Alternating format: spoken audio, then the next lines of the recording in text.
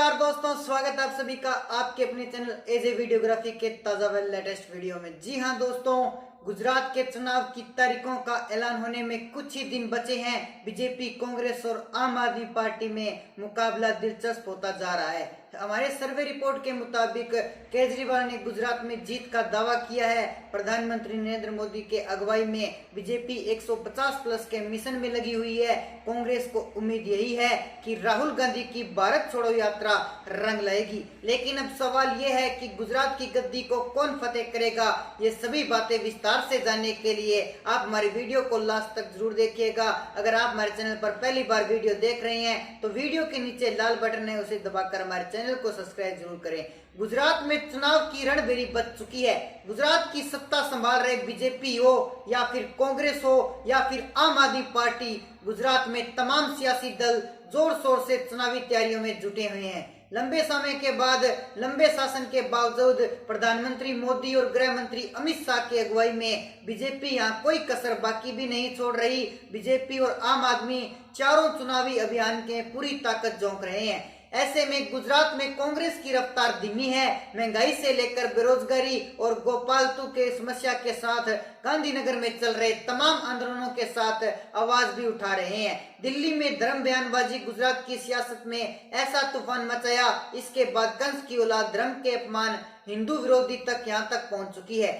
सियासत चीज ही ऐसी है जहां एक बयान पूरी राजनीति को बदल के रख देता है और जब कुछ वक्त बाद चुनाव हो फिर नेताओं की जुबान वैसी ही सियासत बदलने के लिए चलती रहती है। अब देखना ये होगा कि क्या जैसे केजरीवाल के हाथ में पंजाब चला गया था वैसे ही अब गुजरात भी क्या केजरीवाल के हाथ में चला जाएगा, क्योंकि बीजेपी और केजरीवाल के बीच में एक बड़ी टक्कर गुजरात के अंदर देखने को मिल रही है। तो दूसरी तरफ राहुल गांधी भी कांग्रेस पार्टी नेता भारत छोड़ो यात्रा करके अपने पैर गुजरात के अंदर जमाना चाहते हैं। अधिक जानकारी देखने के लिए देखिए हमारी स्पेशल रिपोर्ट। जी हाँ दोस्तों, हम आपको बताएंगे गुजरात के 182 सीटों का महा ओपिनियन पोल, जो सर्वे आंकड़े निकलकर सामने आ रहे हैं सी वोटर सर्वे के, वो हम आपको बताने वाले हैं। गुजरात के 33 जिलों की सभी 182 विधानसभा सीटों पर राष्ट्रीय सट्टा बाजार ने अपनी पैनी नजर है वो टिका रखी है, जिसके मुताबिक सट्टा बाजार के व्यापारियों ने गुजरात के सभी 182 विधानसभा सीटों पर जो स्ट्रीक सर्वे करे हैं, सर्वे रिपोर्ट को देश के सामने रख दिया है। राष्ट्रीय सट्टा बाजार ने गुजरात के सभी 182 सीटों को 4 हिस्सों में बांटकर सर्वे किया गया है। उत्तर गुजरात में 32 विधानसभा की सीटें हैं, दक्षिण गुजरात में 35, मध्य गुजरात में 61 और सौराष्ट्र और कच्छ की 54 विधानसभा सीटों पर सट्टा बाजार के व्यापारियों ने जनता जनार्दन के बीच में रहकर आम जनता के मन में बात को सुनकर सर्वे तैयार किया है। शुरुआत करते हैं उत्तर गुजरात की 32 विधानसभा सीटों से, जहां राष्ट्रीय सट्टा बाजार के व्यापारियों ने जनता जनार्दन के बीच में रहकर सर्वे किया और अन्य को 0 से 1 सीट जाने का अनुमान लगाया गया है। वहीं आम आदमी पार्टी को 2 से 3 सीटें मिलने का अनुमान उत्तर गुजरात में सट्टा बाजार लगा चुका है।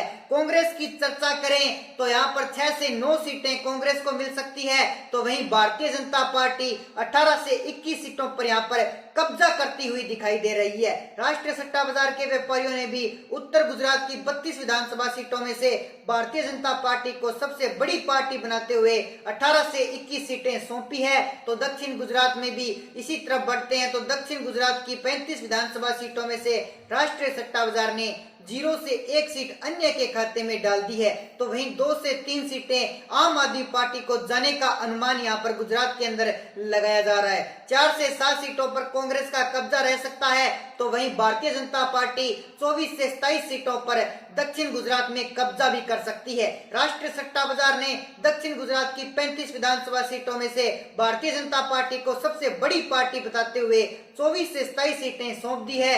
तो मध्य गुजरात की 61 विधानसभा सीटों की तरफ बढ़े हम तो राष्ट्रीय सट्टा बाजार ने मध्य गुजरात की 2 से 3 सीटें अन्य के खाते में डालती हुई दिखाई दी है। तो वहीं 4 से 7 सीटों पर आम आदमी पार्टी का कब्जा होने वाला अनुमान सट्टा बाजार द्वारा लगाया गया है। कांग्रेस की तरफ बढ़े तो 5 से 8 सीटों पर कांग्रेस कब्जा कर सकती है, तो वहीं मध्य गुजरात में भारतीय जनता पार्टी 40 से 43 सीटों पर अपना कमल खिलाने में कामयाब हो सकती है।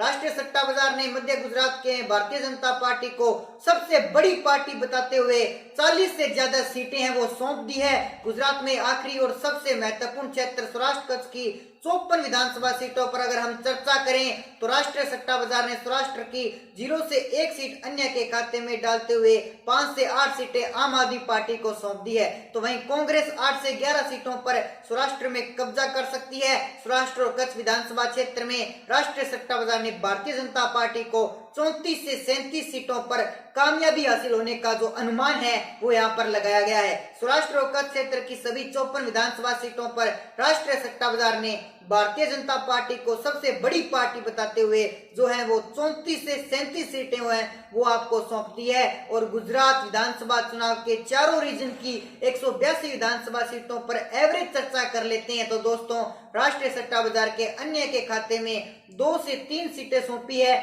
तो वहीं आम आदमी पार्टी और केजरीवाल 15 से 18 सीटों पर गुजरात विधानसभा चुनाव 2022 में कब्जा करती हुई दिखाई दी है। वहीं कांग्रेस की चर्चा करें तो भारत जोड़ो जैसे फर्जी आंदोलन चलाकर कांग्रेस को 28 से 31 सीटों पर वो कामयाबी हासिल हो सकती है, तो वहीं पिछले 2.5 दशक से गुजरात में राज करने वाली भारतीय जनता पार्टी के नेतृत्व में राष्ट्रीय सट्टा बाजार ने 127 से 130 सीटें सौंप दी है, जबकि बीजेपी का अनुमान यह है कि वो 150 प्लस की सीटें हासिल कर सकती है गुजरात के अंदर, क्योंकि भारतीय जनता पार्टी गुजरात विधानसभा चुनाव 2022 में 127 से 130 सीटों पर कमल खिलाने में कामयाब भी हो सकती है।